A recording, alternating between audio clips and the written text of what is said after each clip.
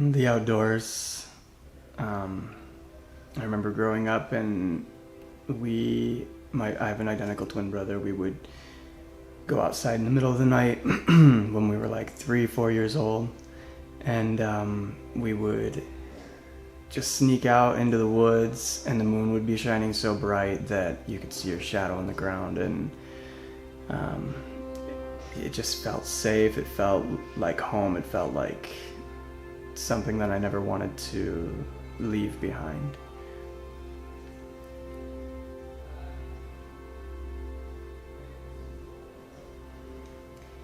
It's definitely unique. Having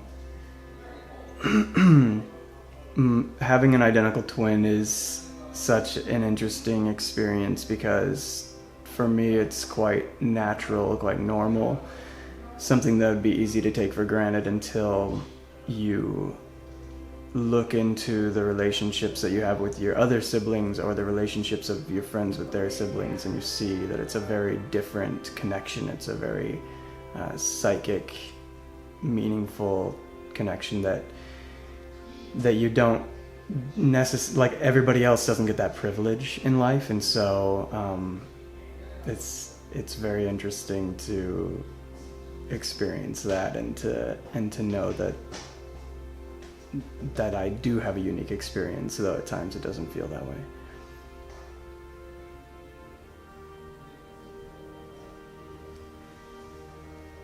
Having someone there who, despite our judgments, despite our the way that we think we know one another so well, that there's somebody in this world who I don't necessarily have to use words to express what I'm going through, but still can feel completely understood. Knowing that there's somebody out there who can be critical and judgmental of me, but then it can come to a moment where when he knows that he's needed in that particular way, all that judgment slips away and he's able to be an ear or a shoulder with compassion and relate to me in a way that nobody else could.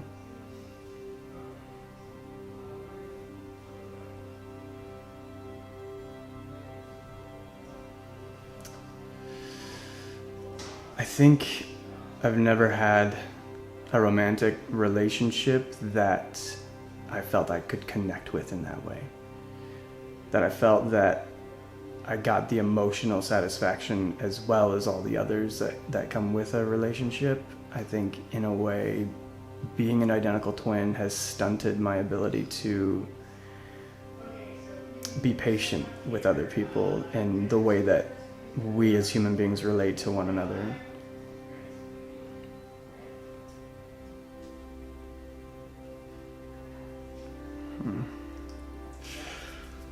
Wouldn't I? If I could change the world, I would cause everyone to have to experience the same pains and sorrows and joys that, the extremes that they've not had to face. I feel like there's so many people walking around who aren't aware of one another's experience, and that's why it's easy to be assholes behind the wheel of a car or writing messages online, comments and things like that. Is because people don't take the time to pause and to recognize it's another living creature in front of you who's receiving the energy that you're putting out, and you don't know what their experience is, so you don't know how they might take that energy that you're sending toward them. Kind of being responsible for that.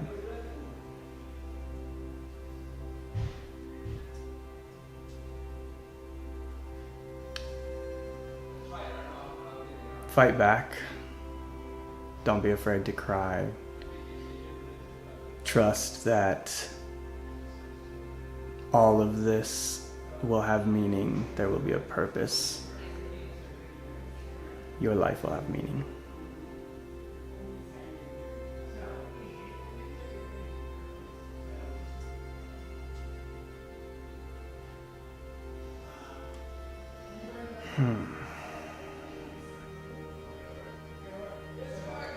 Love is many things to me. love is very simple, and then love is very complex. But I think ultimately that love is, I think it's the ability to empathize and to recognize your own needs in another human being and seeking ways to fulfill their needs alongside of fulfilling yours. And not just, in the circumstance of your family or a romantic relationship, because you benefit from that, but from total strangers, from, the cashier at the grocery store, the clerk at the gas station. You don't necessarily recognize that their experience is probably quite similar to yours, just with slightly different variables. And they're no matter where you are in this world, if you're human, your experience is, it's going to be similar. And being able to look at one another with that compassion, it's very important. I think maybe a big reason that we lack that is because many people lack compassion for themselves as well.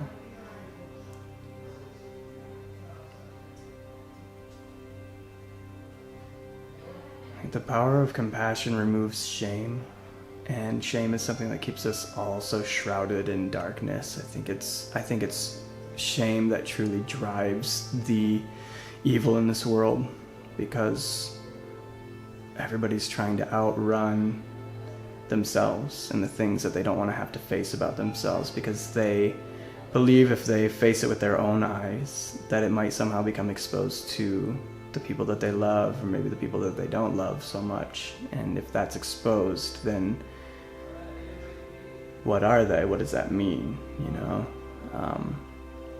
I think that too often people take their shame, and because they're unwilling to investigate it, to recognize it, to have compassion for it, and know that it's a common thing to feel, that they try to project it out to others. I can't tell you how many times I've cut somebody off on the highway because I was in a hurry, but when somebody does it to me, they're the most terrible person. How could they do that? They're so inconsiderate, and it's like, I know I do that same thing. And if I can have compassion on myself for those moments where I'm not being as thoughtful, then I can also take the time to have compassion on the people who, I could take it personally, or I could recognize that maybe they're in a hurry, who knows what's going on in their world, that's causing them to forget to take other people into consideration as well.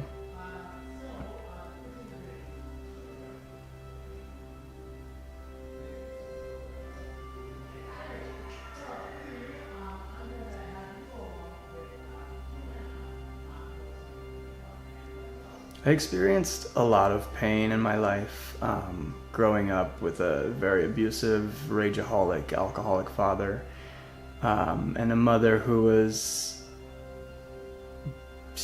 for lack of a better word, she viewed herself as broken. She was very codependent, and that combination with 4 children in a very poor environment, it just created this incubator for suffering. And my twin brother and I were the youngest in the family, and we both got abused pretty terribly, but my brother even more so. And because of that, there was such a pain in watching somebody who I related to so much go through that. My brother wet the bed till he was like 13 years old, and because of that, my dad would focus extra negative energy on him, because if you pause and you think about, because many times people hear a story about abuse and immediately there's the antagonist and the protagonist, and my poor brother the victim and my evil father the perpetrator. But there was a time in my father's life where he was the victim and his father was the perpetrator, and it goes on back through the generations of that family. And if you pause and you look at that and you recognize the shame that gets handed down from generation to generation, then you recognize that my brother wetting the bed till he was 13 years old, it caused my father's shame, caused both my parents shame. They didn't know what they were doing wrong as parents. To have a child that's going through such a kind of mind-body disorder, that my dad's only reaction was to beat it out of him. And then when that wouldn't work, it would make my dad more angry, and there was this lack of control over his own emotions that taught us more than anything in this world how to view ourselves and how to relate to ourselves. And as an adult, it's something that I've dug into very deeply. It's something that I have sought to face, sometimes with a lot of fear, but mostly with a lot of compassion, and recognize that it's not an uncommon experience, unfortunately. And to know that my brother went through the things he did. He grew up to have a bit of a drinking problem himself, and make decisions that in the long run wouldn't benefit him well. And watching that and knowing that this is somebody that you love and somebody who you care for, and if you could step inside their mind and do it for them, make different decisions for them, help them choose better, that, so that they could experience, I'm speaking about they as if it's external. Looking at my brother, I know that I took the time to fight the battle, to face my fears, to overcome these challenges, and I still do every day. But I've looked at myself in the mirror with my eyes wide open, despite how painful and how fearful that could be. And to know that my brother has struggled to do that. Even my older sisters, they've struggled to look themselves in the face and to find beauty and to find a kind place in their heart toward themselves. It's no wonder that people then turn their anger outward, because there's nowhere, there's no room for it inwardly anymore. And so they start to turn out to the people that, love them, the people that are closest to them. And I think it's a cry for help, but in a way they show the ugliness that they think that they are inside. And by pausing, by recognizing that we're not looking at ourselves with compassion, and taking the time to find that compassion for ourselves, we make a way for that anger to no longer have to be projected outward. And we find a way to no longer aim it at ourselves either.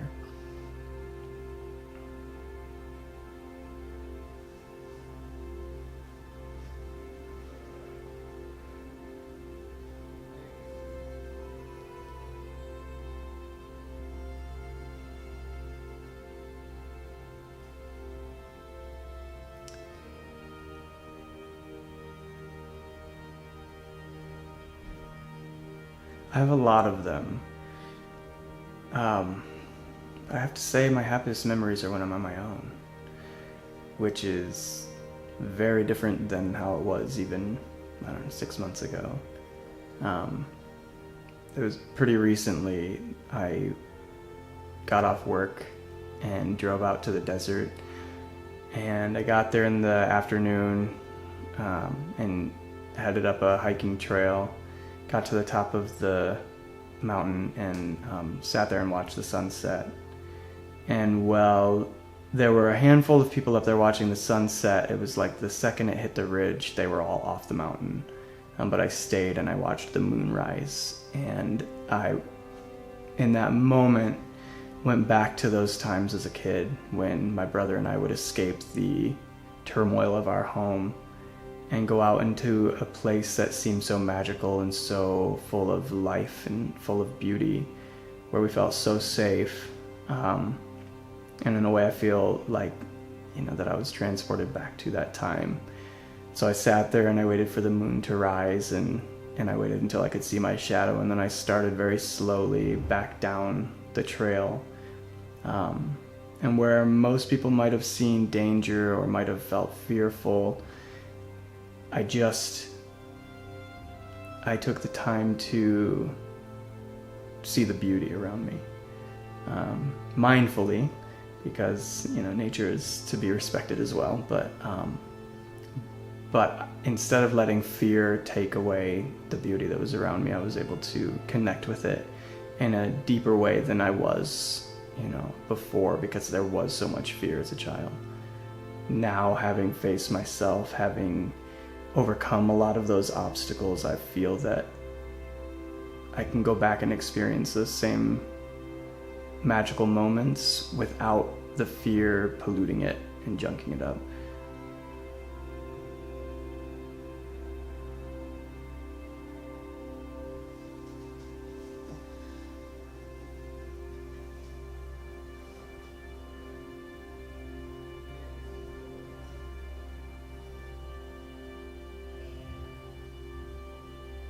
If you meet somebody, or you go to school with someone, or you work with someone who seems different, maybe they're more quiet, maybe they show up to school and their hair's not combed, or their clothes aren't cool, they might be socially awkward, they might not fit in, and you might feel shame to relate to them because all the other kids, all the other people around you don't want to relate to them. That's shame. So, by engaging in that with yourself, you actually teach the other people around you that that's okay. But if you recognize that that person, you know, they might smell, they might be weird, if you recognize that they are a human being and that they deserve love as well, and that they might look that way because their home life is not great, do you want to contribute to the pain and the shame that they're experiencing in that home life? Or do you want to be a light? Do you want to be a source of love in that person's life?